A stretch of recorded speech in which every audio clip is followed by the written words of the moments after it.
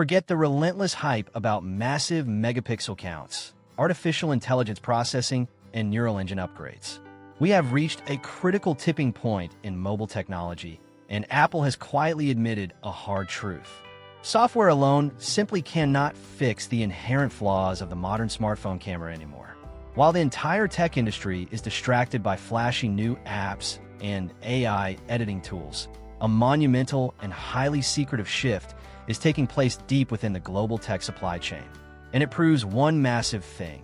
The era of faking great photos using complex algorithms is officially coming to a close. According to shocking new industry reports, Apple has initiated early production protocols on a piece of optical hardware so incredibly intricate that their biggest, most reliable suppliers actually had to walk away from the engineering challenge entirely. This bold move brings a century-old professional photography secret right into the camera module of the upcoming iPhone 18 Pro Max. Let me be perfectly clear, this isn't just your standard yearly update where they tweak the colors or give us a slightly better zoom. This marks the exact moment in history where the iPhone stops pretending to be a professional camera through software trickery and finally, physically, becomes one. To truly understand the massive scale of why this matters, you have to look closely at the fundamental physical problem plaguing literally every single smartphone on the market today. From the very first iPhone all the way up to the current generation flagships, every single Apple device has utilized what the photography industry calls a fixed aperture lens. In simple terms, think of the aperture as the pupil of an eye. In a human eye, your pupil naturally expands and contracts depending on your environment. If you walk into a pitch black room, your pupil opens extremely wide to let in as much light as possible so you can see. If you step outside onto a blindingly bright beach at noon, your pupil shrinks to a tiny to prevent your retina from being overwhelmed by the intense sunlight. Professional DSLR and mirrorless cameras operate on this exact same biological principle. They feature mechanical blades inside the lens that can physically open up or close down, giving the photographer total control over how much light hits the camera sensor. But your iPhone? It doesn't have that luxury. Your smartphone camera lens is physically frozen in place. It is completely stuck, whether you're trying to capture a moody, dimly lit dinner setting or you're standing directly under the blazing midday sun. The physical hole letting light into your iPhone sensor never, ever changes size. Because the hardware is trapped in this fixed state, Apple, alongside competitors like Google and Samsung, has spent the last decade throwing billions of dollars into software development to fake the perfect image. They use incredibly heavy computational photography, processes like deep fusion, smart HDR, and the photonic engine to artificially balance the light. They rapidly snap dozens of photos in a split second at different exposures and use AI to stitch them all together into one single frame. While that is undeniably an impressive feat of software engineering, it is also the exact reason why your smartphone photos can frequently look crunchy, overly saturated, intensely over-sharpened, or just downright fake. The artificial intelligence is working overtime to guess what the lighting should look like, rather than letting the hardware actually capture it. We have finally crashed headfirst into the wall of what software interpolation can realistically achieve, and Apple executives know it. That is exactly where the highly anticipated iPhone 18 Pro Max completely obliterates the current technological landscape. Apple is finally abandoning the software crutch and introducing a true mechanical variable aperture system to the primary camera. This means that the main lens on the back of the iPhone 18 Pro Max will feature microscopic physical blades that can literally open and close, mimicking the human eye and traditional professional camera lenses. This is a game changer for low light and bright light photography. When you're shooting in a dark environment, the mechanical aperture will physically open as wide as possible to swallow an immense amount of ambient light.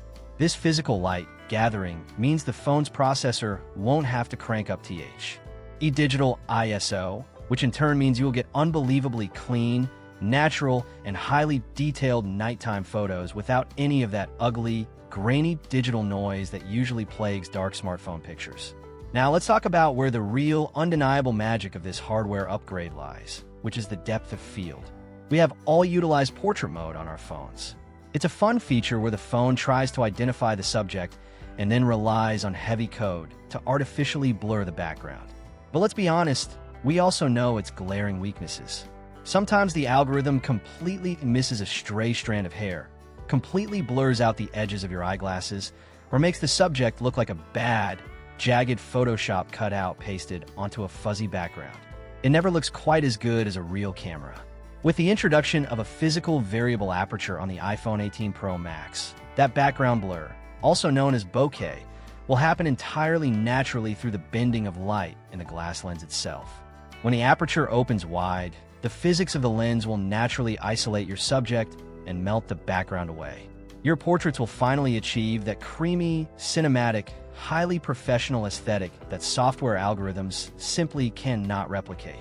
However, executing this monumental shift has been anything but easy for the tech giant. The main reason Apple has initiated production tests so incredibly early for a phone that is still a ways out is because this variable aperture system is an absolute nightmare to design, manufacture, and scale. According to deep-level supply chain reports, Apple is currently working intensely with top-tier lens manufacturers like Sunny Optical and LG Innotek to engineer these components. We're talking about microscopic mechanical blades and microscopic motors that must move with absolute, unyielding precision. More importantly, these tiny moving parts have to survive inside a device that gets shoved into tight pockets, dropped onto concrete floors, and exposed to extreme temperature changes on a daily basis. Durability is a massive hurdle. Make no mistake, if Apple successfully pulls off this manufacturing miracle, the rest of the entire smartphone industry will be forcefully dragged into a new era. For years, heavyweight brands like Samsung, Google, and others have leaned almost entirely on computational photography and AI processing tricks to battle it out in the smartphone camera wars. But by introducing a true physical variable aperture at this massive global scale, Apple is picking up the goalposts and moving them all the way back to the realm of true optical, hardware-based innovation. While the general public and mainstream media will undoubtedly still be buzzing about the latest AI text generators or slightly higher megapixel sensors during the next few major tech keynotes, the true revolution in mobile photography has already happened. It happened months ago, quietly, on a highly secure factory floor where engineers finally figured out how to put moving camera parts into a device just millimeters thick.